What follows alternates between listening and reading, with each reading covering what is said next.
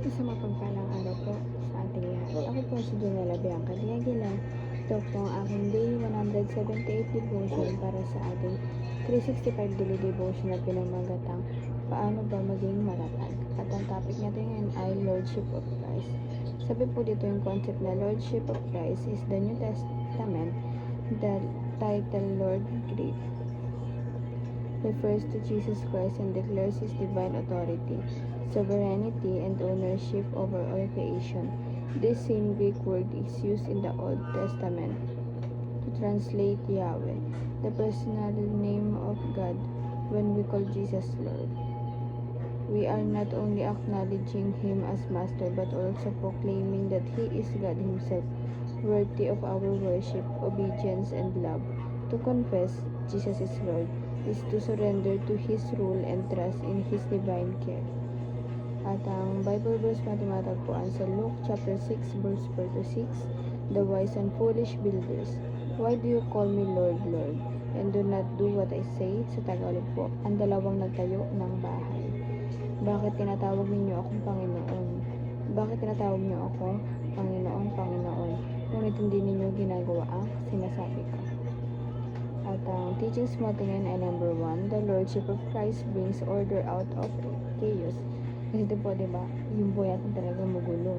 Sobrang gulo. Mag-decision na lang tayo, undecided pa, diba? Magulo talaga.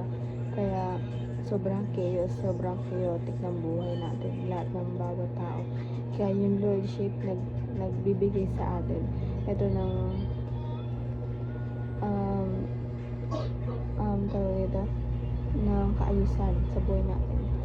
Kaya diba sa yung mga bagay na magulo, hindi tayo nakapag-decide, nahihirapan tayo pumili sa isang bagay, binigay yung Lordship sa atin upang sa ganun may ituwid natin yung lahat, maging madali na para sa atin ang mag-decide, mamili, ganun.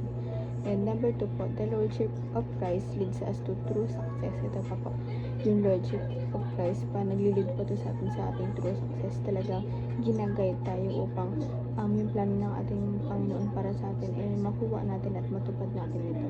Dahil yun yung nakaplano sa ating Panginoon, talagang planado na to, and yung Lordship binigay niya para i-guide tayo, para i-lead tayo sa true success na ninanais ng ating Panginoon.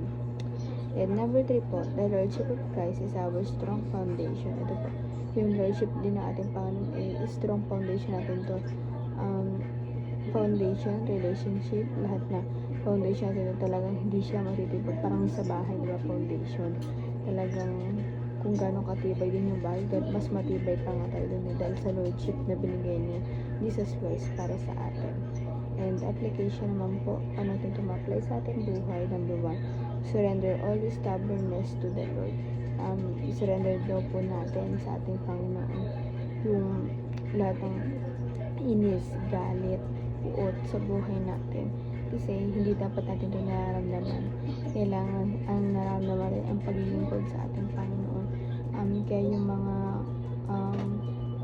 mga sagabal, yung mga pilit na inilalay sa ating Panginoon, talagang winawaks yun ng ating Panginoon. Yung Lordship na binigay sa atin upang isurrender natin lahat ito sa Kanya. And number 2 po, shape your life under the Lordship of Christ. Ito po, ihubog po natin ang ating buhay, ang ating sarili. Iayon po natin ito sa ating Panginoon. I-surrender po natin sa Kanya ang ating buhay, ang ating mga plano, ang ating ninanais na gawin, bilhin. Kailangan pinagdadasal natin sa ating Panginoon, mahingi tayo ng guidance sa Kanya. Kaya ihubog po natin yung buhay natin sa ating Panginoon. Talagang mag-build talaga tayo ng strong foundation, strong relationship sa Kanya upang yung buhay talaga natin ay mahubog at maano sa kagustuhan ng ating Panginoon. Talagang hindi tayo malayo sa buhay na ninanais ang ating Panginoon para sa atin. And lastly po, number 3, serve the Lord with excellence at all times. Ito po, ipaglingkuran po natin ang ating Panginoon na talagang mataas na papuri, mataas na pagsamba at maayos na gawain ng ating Panginoon, dahil deserve din ng ating Panginoon lahat ng bagay na maayos, diba?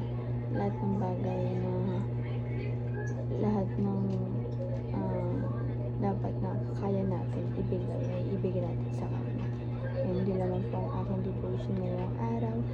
Sana po matutunan kayo at huwag po natin itong kalimutan na i-share sa ating mga mahal sa buhay. And God bless po sa ating lahat.